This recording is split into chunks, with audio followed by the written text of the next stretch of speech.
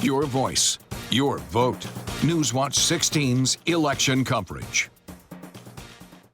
Good evening, I'm Scott Schaefer. And I'm Lisa Washington. By the time the polls close on Election Day, Americans will cast roughly 160 million ballots. Voters will not only choose our next president, but also members of Congress, thousands of state lawmakers, city council members, attorneys general, and secretaries of state. The presidential nominee spending plenty of time the past several weeks and months focusing on battleground states, including Pennsylvania. Both candidates' path to the White House will be a lot easier if they secure the Commonwealth's 19 electoral votes. Former President Donald Trump's core promises include large tax cuts for workers and no tax on tips. The Republican nominee also wants to increase border security, put an end to foreign drug cartels, and stop outsourcing manufacturing jobs. His opponent, Vice President Kamala Harris, is promising voters a new way forward. The Democratic nominee promising tax cuts for middle-class families, making rent more affordable and home ownership more attainable. Harris is also looking to restore and protect reproductive freedoms following the overturn of Roe versus Wade. This is certainly going to be an interesting race. Either way, it will be historic. Either America is electing its first woman president, or for the second time in our history, we are re-electing a man who had been president, then lost an election and came back to win again. That has happened one other time. Yes. But it's been a while. It certainly has been. And this race has been quite expensive. We've seen the ads here in Pennsylvania. A lot of money. We don't have the final totals. Millions of dollars being spent campaigning here in our Commonwealth. That's an understatement. Millions and millions Yes. and millions of dollars. It's just been the faucet's been running constantly for about the last 3-4 months. It's been something to behold. Well, another race we're watching closely is the race for Senate. Democratic incumbent Bob Casey is running for a 4th term. He's already the longest-serving Democratic senator in Pennsylvania history. The Scranton native is a staunch ally of labor unions and has campaigned on preserving the middle class, labor rights, and voting rights. Challenger Dave McCormick is making his second run for Senate after narrowly losing the 2022 Republican primary to Dr. Mehmet Oz. McCormick, who was born in Pittsburgh and raised in Bloomsburg, sat on former President Trump's Defense Advisory Board and served in top positions under President George W. Bush. McCormick wants to rein in government spending and secure the border. He also supports term limits and says he will not serve more than 2 terms in the Senate if elected. Bob Casey, certainly this would have to be classified as his most difficult re-election thus far. Definitely. I mean, we've seen the debates between the two of them, and they've, again, spent lots of money campaigning in this senatorial race. Yes, McCormick making his second bid for the office. He ran 2 years ago, did not get out of the Republican primary. This time he is the nominee, and he certainly is a formidable foe for the incumbent from Scranton. That's a race we'll be watching tonight. Incumbent Matt Cartwright is running for a 7th term in the 8th Congressional District. That district covers all of Lackawanna, Pike, and Wayne counties, plus parts of Monroe and Luzerne counties. Cartwright, a Democrat, says he is committed to working across the aisle to advocate for working families. He also supports ensuring quality health care, protecting seniors, and supporting veterans and military families.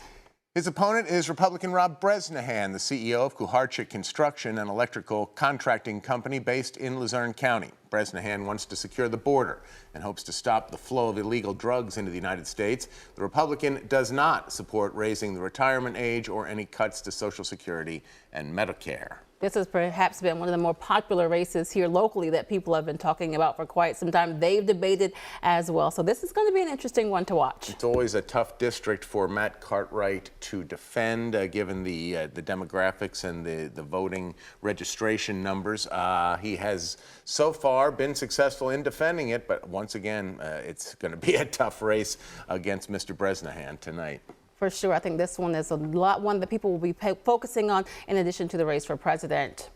Newswatch 16 Stacey Lang and John Meyer join us next with a look at Pennsylvania by the numbers. We'll be right back.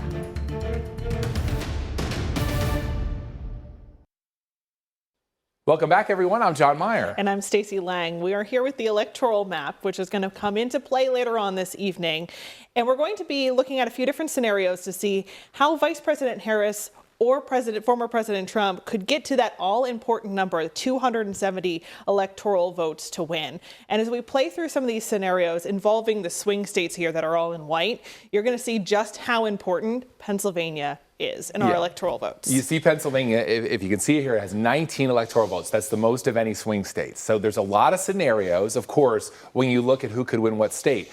Let's look at one first that's been a really common one talked about in politics for years, really. And it's what used to be referred to as the Democrat blue wall. And that's Wisconsin, Michigan, and Pennsylvania. If Kamala Harris wins those 3 states, she hits 270, she wins the presidency. But if she doesn't, as we know from past elections, say Donald Trump won those 3 in 2016. He won the election. Say Trump wins Pennsylvania. She's at 250. Still doesn't have enough. And then things definitely change. And then North Carolina and Georgia become very important. They come into play because look out west. Say Kamala then wins Arizona, which Joe Biden won, Nevada, which Joe Biden won. She's still at 268. That's 2 states that she could win and still not reach what Pennsylvania has. She then would also have to win Georgia or North Carolina to hit that 270. So it definitely becomes more complicated. And it's the same thing with Trump, too. Yes. If he, say Kamala wins Pennsylvania, and now we have her at 303 with those other states, then we have to start plugging in some Trump states. See what happens if Donald Trump wins North Carolina. North Carolina and Georgia. Let's just put in all those states. He's still not going to hit 270. Close enough. He can't get over that.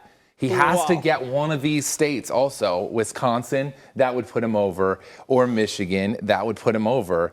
But there's a lot of different scenarios. Now, what a lot of political experts will say is that what they call the Sun Belt states tend to vote similarly, and the Great Lakes states tend to vote similarly. So what we don't know is how that is going to play out. Right. Will Wisconsin and Michigan split, or Georgia and North Carolina split?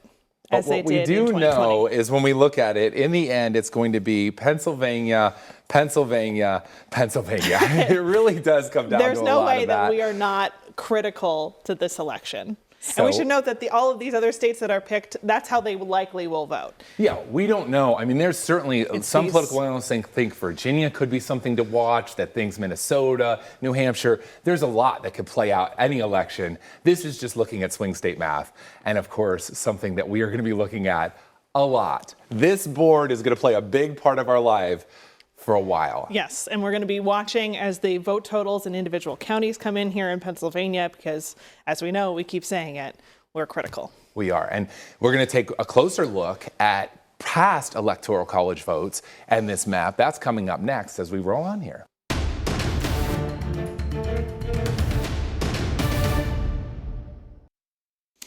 Welcome back. Now we're going to take a look at electoral maps of the past and how past presidents achieved those 270 electoral votes. We're going to start with the most recent presidential election, the 2020 election, which was historic in multiple ways. First of all, it was the most votes cast ever in a presidential election. Both of the candidates, President Joe Biden and former President Donald Trump, achieved more votes than any other previous presidential candidate in history. It also was 2020, the COVID-19 pandemic. So we saw this huge increase in mail-in voting. So you'll remember that the presidential race wasn't called until that following Saturday.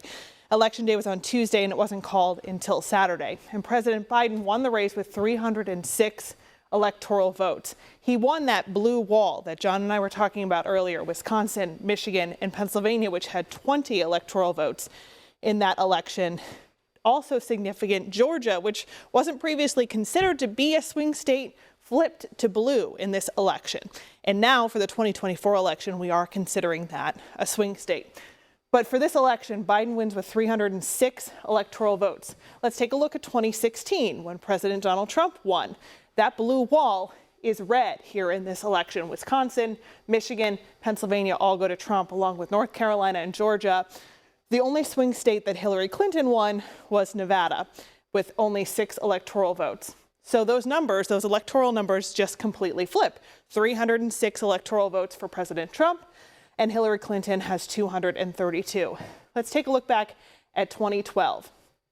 President Obama, former President Obama, wins with 332 votes. That blue wall, you see, Wisconsin, Michigan, Pennsylvania, very important. They all go to the incumbent at the time, former President Obama. And Mitt Romney has 206 electoral votes. Let's take a look now at 2008. We're going way back here. And look at these electoral numbers. President Obama wins with 367 electoral votes. The late Senator John McCain has only 173. That's a margin we have not seen in a presidential election since 2008. And we see how many of those swing states and how important they were to President Obama. Pennsylvania, Michigan, Wisconsin all go to President Obama. Pennsylvania had 21 electoral votes at this time. But because the race was so wide, that it's not as critical as it is going to be for 2024. So we also saw that Pennsylvania voted with the president that was elected. So many of you have maybe heard that saying, so goes Ohio, so goes the nation. When we look at these numbers, it's really true that so goes Pennsylvania, goes the nation. So we've been saying it all night, and we will continue to say it. Pennsylvania is critical when electing the president. And when we come back, John Meyer is going to take a closer look at county by county, which counties here in Pennsylvania are going to be really important. We'll be right back.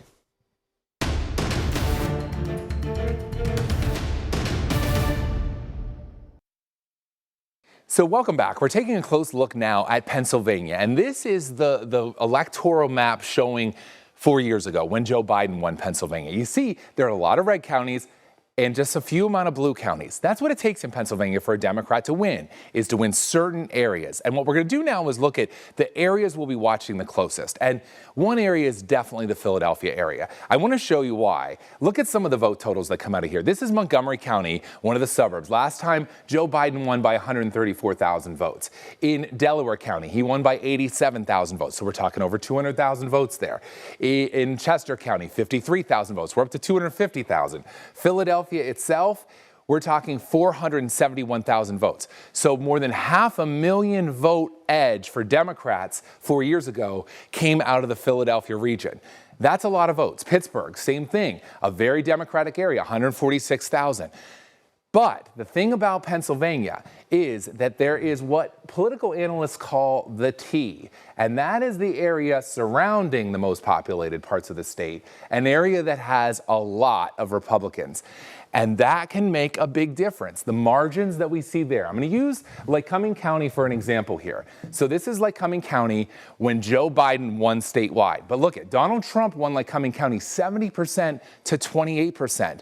That was a 42% win for Donald Trump in Lycoming County, but he still lost because when we go back to 2016, he beat Hillary Clinton by 45%, just 3% difference, but that played out in county after county across the state, that there were just little margins difference between Joe Biden's edge and Hillary's edge. Trump won a lot of those red counties very big, but he didn't win them as much against Joe Biden. That's going to be a big difference in this. And another thing that we want to look at, so this was when Joe Biden won. Look at Erie County, Northampton County, both blue. 2016, they were both red when Donald Trump won Pennsylvania. One last county I want to take a close look at, Lackawanna County. When Hillary Clinton was running, she won by 4% in Lackawanna County, in a pretty Democratic county. Her father's from there. It wasn't a big victory. And then in 2020, Joe Biden, who grew up in Scranton, won by about 8% in a very Democratic county. A lot of political experts looking closely at Lackawanna as well to see how it goes in this election. Lots of different things that play in Pennsylvania every year in an election. It all will tell the story of who wins. Scott and Lisa are back when we come back.